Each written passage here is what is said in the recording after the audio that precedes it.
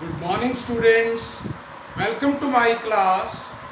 In the last interactive session of helping verbs, I took the 24 helping verbs, and that was a remarkable interactive session, and I must pay a number of thanks to you that you have given your precious time to that video in a very patience manner. तो जो मैंने आपको last video में 24 helping verbs कराई थी, जिसमें 11 primary helping verbs और 13 modals helping verb कराई थी, मुझे लगता है वो इंटरेक्टिव सेशन आपके लिए बड़ा फ्रूटफुल रहा होगा। लेंथी जरूर था, लेकिन आप लोगों ने अगर उसे ध्यान से सुना होगा या नोट किया होगा तो बहुत अच्छे तरीके से इंजॉय किया होगा, बहुत नॉलेजफुल रहा होगा और आपका 40% जो इंग्लिश है वो स्ट्रॉन्ग हो जाएगा। और इसके साथ अब जो मैं मेन वर्ब, जो कि हेल्पिंग वर्ब के बाद मेन वर्ब आज के मैं वीडियो लेक्चर में लेने जा रहा हूँ, इस मेन वर्ब के बारे में मैं आपको इतना ज़रूर बताऊंगा कि इस मेन वर्ब से हम लोग टेंसेस करेंगे और इस टेंसेस से हम लोग सेंटेंसेस बनाएंगे। तो आप लोग अगर इन मेन वर्ब्स और जो 12 टेंसेस हैं, अगर इनको आप अच्छे से कर लेंगे तो आपका 40 हेल्पिंग वर्ब से और 40 मेन वर्ब्स और टेंसेस से 80% इंग्लिश बहुत अच्छे से कवर अप हो जाएगा। तो आप अब जो मेन वर्ब के एक प्रकार से वीडियो लेक्चर्स बनेंगे, तो आपको मैं मेन वर्ब भी अच्छे से कराऊंगा डेली बेसिस पे, और जो 12 आपके टेंसेस हैं वो भी अच्छे से कराऊंगा, जिससे आप लोगों का इंग्लिश का जो बेस है वो बहुत अच्छा बन जाए। तो सबसे पहले हमें ये समझना है कि मेन वर्ब क्या चीज़ है। मेन वर्ब वो वर्ड्स हैं जिनको हम एक्शन वर्ड्स भी कहते हैं। मेन वर्ब एक प्रकार से मुख्य क्रिया है। कोई भी सेंटेंस बिना वर्ब के तो बन ही नहीं सकता, चाहे वो हेल्पिंग वर्ब का सहारा ले चाहे मेन वर्ब का सहारा ले। लेकिन जैसे ही हम लोग मेन वर्ब की बात करते हैं तो हम लोगों को मेन वर्ब से ये पता लगता है कि कोई भी क्रिया प्रेजेंट में हुई है, पास्ट में हुई है या फ्यूचर में हुई है। तो इससे हमें ये पता लगता है कि हम लोगों को मेन वर्ब करते समय, एक्शन वर्ड्स करते समय हमें उसकी फॉर्म्स ऑफ वर्ब को भी जरूर करना होगा। जैसे मेन वर्ब गो जाना, स्लीप सोना, राइट लिखना, टीच पढ़ाना, रन दौड़ना, ये सभी मेन वर्ब कहलाती है। अब ये सभी मेन वर्ब 3 फॉर्म्स में हम लोग डिवाइड कर सकते हैं, जिसे फर्स्ट फॉर्म, सेकंड फॉर्म और थर्ड फॉर्म का भी नाम हम लोग देते हैं। और पहली फॉर्म को हम प्रेजेंट फॉर्म का नाम देते हैं, और सेकंड फॉर्म को पास्ट फॉर्म का नाम देते हैं, और थर्ड फॉर्म को हम पास्ट पार्टिसिपल का नाम देते हैं। ठीक है। जब हम गो फर्स्ट फॉर्म कहते हैं, गो हम लोग प्रेजेंट में हम लोग यूज़ करेंगे, चाहे वो प्रेजेंट इंडेफिनिट टेंस है, या हम विल शैल का प्रयोग करके वर्ब की फर्स्ट फॉर्म का यूज़ करेंगे, या हम लोग इज एम आर का प्रयोग करके आईएनजी का यूज़ करके प्रेजेंट कॉन्टिन्यूस टेंस भी बना सकते हैं इससे। और जो वेंट है ये पास्ट, जैसे गो मीन जाना, पास्ट मीन गया था, पास्ट की बात करेंगे तो ये हमारे को पास्ट टेंस में हेल्प करेगी, सेकंड फॉर्म ऑफ वर्ब। और जो गोन है ये थर्ड फॉर्म है। ये गोन जो है हमारी प्रेजेंट परफेक्ट टेंस में हेल्प करेगी, हैज़ हैव के बाद थर्ड फॉर्म लगेगी, और पास्ट परफेक्ट टेंस में भी हमारी हेल्प करेगी, हैड के बाद जो है थर्ड फॉर्म लगेगी। और जितने भी पैसिव वॉइस हैं उसमें भी हेल्पिंग वर्ब के बाद थर्ड फॉर्म लगती है, वहाँ भी ये हमारे थर्ड फॉर्म जो है काम आएगी। इट मीन्स हमें फॉर्म्स ऑफ वर्ब अच्छे से रिवाइज करनी होगी, लर्न करनी होगी कि हमारी फर्स्ट फॉर्म क्या है, सेकंड फॉर्म क्या है और थर्ड फॉर्म क्या है। और ये जो फॉर्म्स ऑफ वर्ब्स हैं ये इरेगुलर है इंग्लिश लैंग्वेज में। मैं इरेगुलर वर्ड इसीलिए यूज़ कर रहा हूँ, कई फॉर्म्स ऑफ वर्ब जो है ईडी लगाने से बन जाती है, जैसे किल, किल्ड, किल्ड। ठीक है। और कुछ forms of verb same as it is भी रहती हैं। पुट, पुट, पुट, और कई फॉर्म्स ऑफ वर्ब जो है वो एक प्रकार से सेकंड भी सेम होती है, थर्ड फॉर्म भी सेम होती है, जैसे कीप, केप्ट, केप्ट, ठीक है। और कुछ forms of verb totally change हो जाती हैं, स्पीक, स्पोक, स्पोकन। तो आपको बिल्कुल चिंता करने की ज़रूरत नहीं है।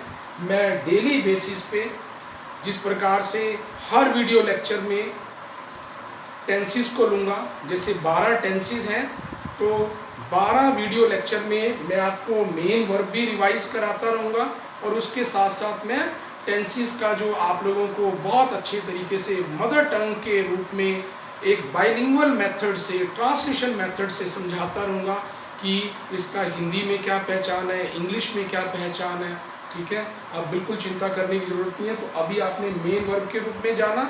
अब मैं आपको ये बताना चाहता हूँ कि कोई भी वर्ब कब एक्शन करती है, उसका जो है टाइम पीरियड क्या है।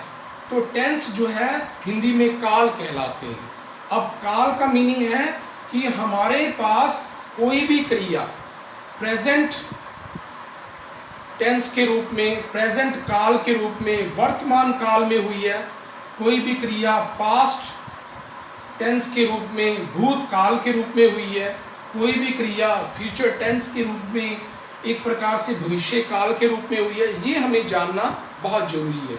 इसीलिए कोई भी अगर एक्टिविटी होती है उससे हमें ये पता करना है कि ये एक्टिविटी प्रेजेंट में हुई है, पास्ट में हुई है और फ्यूचर में हुई है। इन्हीं बेसिस पर हम लोग टेंसेस को, काल को 3 भागों में डिवाइड करते हैं, वर्तमान काल, भूतकाल और भविष्य काल। अब इन सभी जो मुख्य काल मैंने बताए हैं, present tense, past tense, future tense, इनके 4 टाइप्स हैं और थैंक्स गॉड कि इनके 4 टाइप्स सेम हैं, तो हम लोगों को रिवीजन करने में भी बड़ा इजी रहेगा।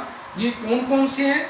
जैसे indefinite, continuous, perfect, perfect continuous. ये 4 जो हैं एक प्रकार से जो सब डिवीज़न है, जो 4 जो नेक्स्ट जो इसका डिवीज़न है, 4 जो इसकी टाइप्स हैं वो प्रेजेंट के साथ भी लगेंगी, पास्ट के साथ भी लगेंगी और फ्यूचर के साथ भी लगेंगी। तो आप मेन रूप से कह सकते हैं कि मेन रूप से 3 टेंसेस हैं और हर टेंस का जो है एक प्रकार से 4 काइंड्स हैं।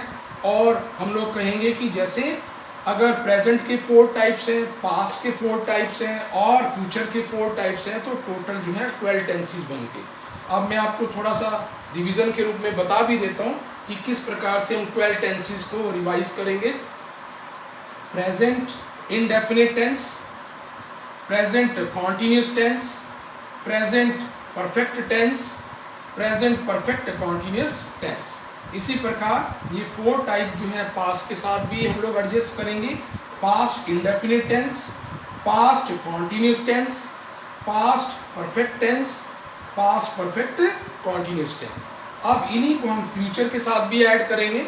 Future indefinite tense, future continuous tense, future perfect tense, future perfect continuous tense. तो अब आपने देखा ये 12 टेंसेस हैं और आपको ये 12 टेंसेस मैं हर वीडियो लेक्चर में एक टेंस को लूँगा। जैसे नेक्स्ट वीडियो लेक्चर में मैं प्रेजेंट इंडेफिनिट टेंस को लूँगा, तो मैं हर टेंस का हर एक वीडियो लेक्चर आप लोगों को दूंगा, जिससे आपको बहुत इजी वे से हर चीज़ समझ आ जाए और मदर टंग के माध्यम से बताऊंगा, ट्रांसलेशन मेथड से बताऊंगा कि इनका हिंदी में कैसे पहचान है और इंग्लिश में कैसे पहचान है। आपको बिल्कुल भी चिंता करने की ज़रूरत नहीं है, क्योंकि हम लोग इंडियंस हैं और हमने इस फॉरेन लैंग्वेज को सीखना है, क्योंकि ये फॉरेन लैंग्वेज का इम्पोर्टेंस इंटरनेशनल लेवल पर, बिजनेस लेवल पे और हायर स्टडी के लिए हमें इंग्लिश की बहुत सख्त ज़रूरत है। तो हम लोग इस लैंग्वेज में पीछे नहीं रहना चाहते, लेकिन इस लैंग्वेज को हम मदर टंग के माध्यम से बहुत इजी वे से सीख लेंगे। और ये 12 टेंसेस मैं 12 वीडियोस में जो है अच्छे से आपको वीडियो लेक्चर के द्वारा कराऊंगा और आपको बिल्कुल भी चिंता करने की ज़रूरत नहीं है, और मेन वर्क भी साइड से मैं आपको कराता रहूँगा। अब मैं आपको थोड़ा सा ये बताना चाहता हूँ, जब सेंटेंस का हम लोग टॉपिक लेंगे वो काफ़ी लेंथी टॉपिक है, लेकिन इस समय हमें जो सेंटेंसेस की ज़रूरत है जो सेंटेंसेस हम टेंस का यूज़ करके बनाएंगे, मेन वर्ब का यूज़ करके बनाएंगे, वो इस समय हम केवल 4 प्रकार के सेंटेंस लेना चाहते हैं। Positive sentences, negative sentences, interrogative sentences और नेगेटिव इंटरोगेटिव सेंटेंसेस।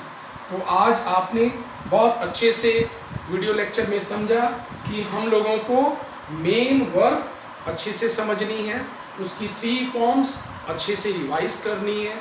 फिर इन मेन वर्ब का यूज़ हमने 12 टेंसेस में करना है, ठीक है। और उससे फिर हमने 4 प्रकार के सेंटेंसेस बनाने हैं और इस तरीके से आप 40% इंग्लिश मेन वर्ब टेंसेस के माध्यम से कवर अप कर लेंगे और जो 40% इंग्लिश है वो आपने 24 जो हेल्पिंग वर्ब्स हैं जो मैंने इससे पहले आपको कराए हैं, आप उनसे अच्छे से कवर अप कर लेंगे। तो 80% इंग्लिश जो है उस पर आपकी बहुत अच्छे से मास्टरी हो जाएगी। बाकी जो 20% ग्रामर का पोर्शन है जिसमें एडवर्ब है, प्रेपोजिशन है, इंटरजेक्शन है, कंजंक्शन है और भी जो इम्पॉर्टेंट टॉपिक्स हैं ग्रामर के, वो हम लोग 20% में कवर अप करेंगे।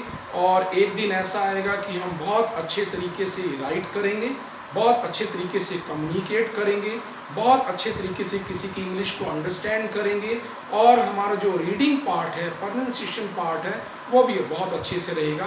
तो अगर आपका इसी प्रकार से कोऑपरेशन मिलता रहा और स्टूडेंट्स इसी प्रकार से वीडियो लाइक करते रहे तो मुझे लगता है कि मैं आपको बहुत मोटिवेटेड रूप से आपको हर वीडियो लेक्चर में बहुत इजी वे से आपको अंडरस्टैंड कराऊंगा और मदर टंग का यूज़ करूंगा, बाइलिंगुअल मेथड का यूज़ करूंगा और ट्रांसलेशन का मेथड यूज़ करते हुए इंग्लिश को आपको बहुत इजी रूप से बहुत अच्छे से अंडरस्टैंड कराऊंगा ताकि आपको हायर स्टडी में इंग्लिश समझने में, इंग्लिश लिखने में आपको कोई भी दिक्कत ना आए।